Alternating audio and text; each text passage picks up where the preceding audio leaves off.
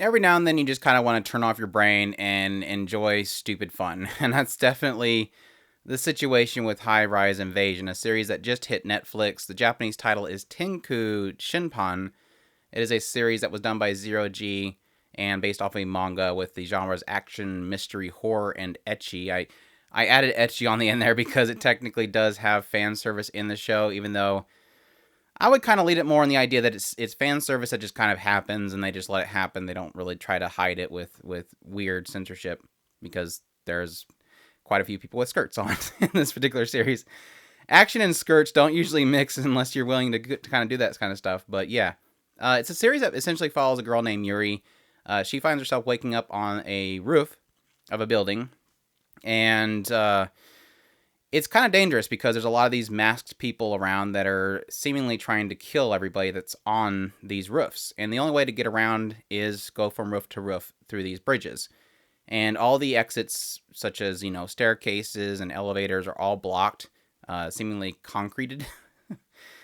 Yuri she's trying to contact somebody, and she ends up finally getting a hold of her brother, who also was transported to one of these roofs. And come to find out, it seems like they're in an alternate dimension. This isn't actually the real world, and they're all trying to survive and not be killed by these masks. And I knew that was kind of the premise coming into the series, but I wasn't aware of the fact that apparently at least how it opens up, the masked people aren't necessarily trying to kill the people on the roofs. They are trying to drive them to the point that they're willing to kill themselves. So it kind of opens up with one lady trying to flee from a guy with a bat, and she's just beaten and bruised, and she gets to the point where she sees an opening that says exit, but it's an opening in the fence, and she decides to jump off. And that seems to be the idea starting out is, okay, this brother and sister are trying to find each other and avoiding these masked people that are trying to drive them to the point of committing suicide. That's not really that's not really where it stays for very long, and that's kind of my early frustrations with the show is it really doesn't run it's almost as if the writer gets bored of his ideas quicker than the actual viewer, or in the case of the source material, if it's close to 1-to-1, the readers. In that, okay, it opens up the idea that, okay, here's these masked people and they're trying to drive people to committing suicide by torturing them and beating them to the point that they want to have that escape. But then it quickly shifts to, oh, wait, no, never mind. They will also kill you if you don't decide to jump off. Oh, wait, no, never mind. Some of them can talk. Oh, wait, no, never mind. Some of them can be controlled. So the way that I guess the rule set in this particular world kind of evolves is very, very quickly. And which is, I guess, is not really necessarily a huge fault to the series because it kind of keeps it constantly fresh. The rules are constantly shifting. There's different masks that affect people that wear it in different ways. There's the idea that some people put on the mask willingly, some people will be forced to wear masks. All those kind of things are kind of mixing in there in order to kind of keep like I said, the rules constantly evolving in the actual series and the characters constantly on their toes. And that's kind of where I leave with the story itself. It wasn't necessarily that it was a story that requires much thought. And that's kind of, like I said, the point of the series that I felt gave off to me was don't think about it too much, just have fun. And that's really where I came off on the entire series, just dumb fun. Let's just be just violent and goofy and very kind of B-movie-ish, very cheesy and corny in a lot of situations, which I know is going to be very off-putting to a lot of people.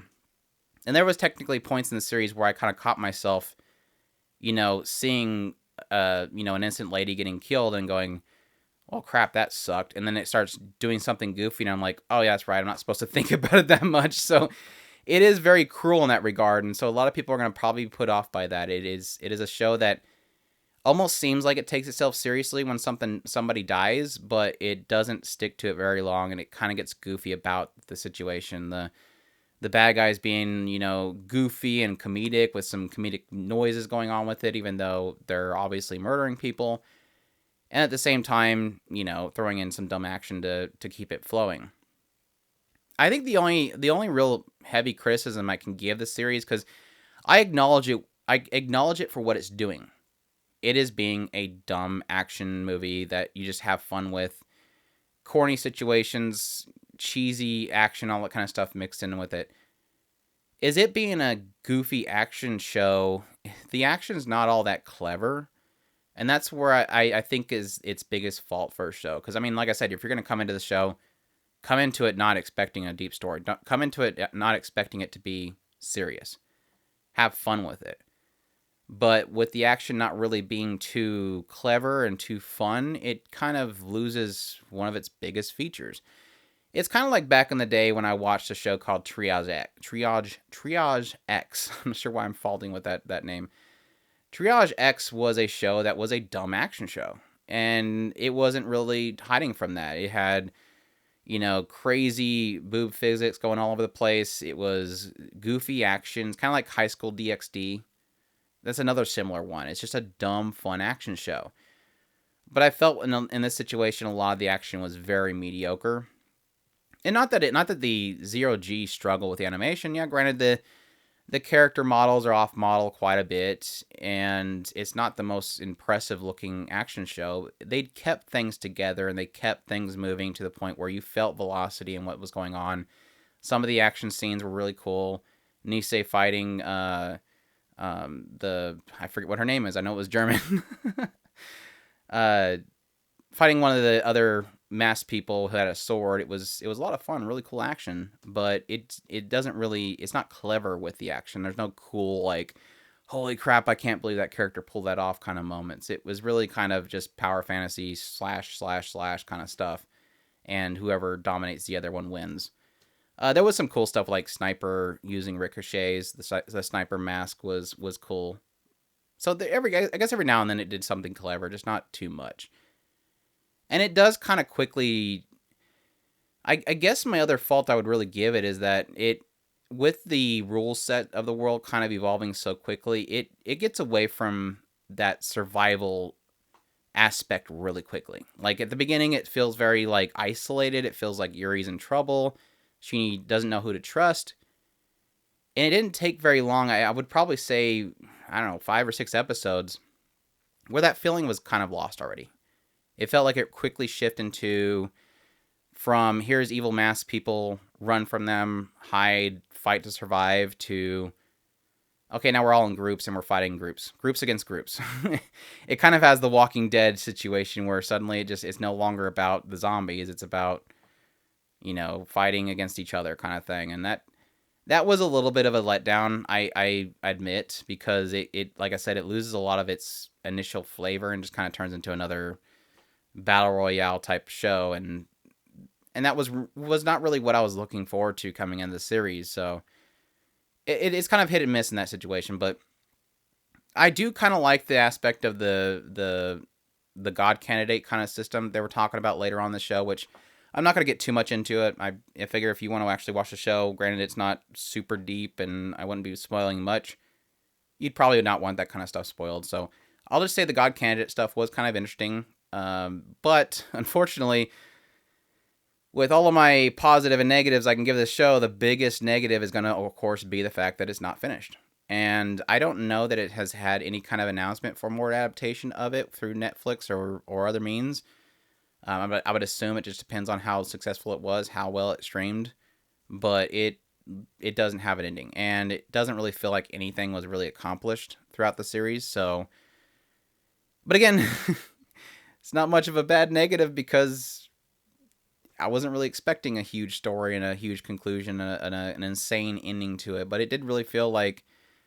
It really did feel like I was looking for episode 13, and that's always a terrible feeling when you're just like, okay, where's the next episode? Wait, that was it?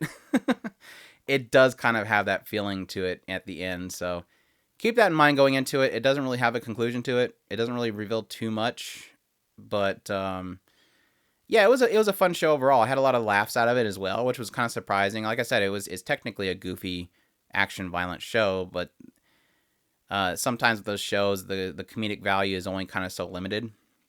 But this one had quite a few laughs, and a lot of it's kind of to do with absurdity of a lot of the situations. One example, and this is kind of the example of don't take the violence too seriously, even though it's hard to tell some people that because violence is violence. They literally had a lady lose her head essentially, and somebody comes in on it, and the guys that did it suddenly all hide behind a SWAT shield and start doing this synchronized a synchronized dance, and it's like, again, I had that moment of like, oh god, that was brutal. Okay, that's right. I'm not supposed to take this serious. It's stupid, corny stuff. So it caught me off guard for sure in a lot of those situations. I also really liked Nisei and her relationship to Yuri, the main character. Nisei, they actually did a lot of cool stuff with Nisei. I kind of liked her story. I think of anything in the series. Yeah, Kuon and Sniper Mask, their relationship was kind of interesting as well. But Nisei and her relationship to Yuri was a lot of fun. I mean, it was technically I know, play off of words here, a Yuri situation where she does seem to have a lot of feelings for Yuri. And that kind of led to a lot of fun, mostly kind of pervy situations, but still, she was really cute, and like I said, I really enjoyed some of the cool stuff they did with Nisei and utilizing the masks and stuff like that. It does do some really cool stuff in there, mixed in with the dumb action and stuff. So yeah, I guess now that I talk about it and I think about it, it is a series that I did enjoy. It did have some fun moments in it.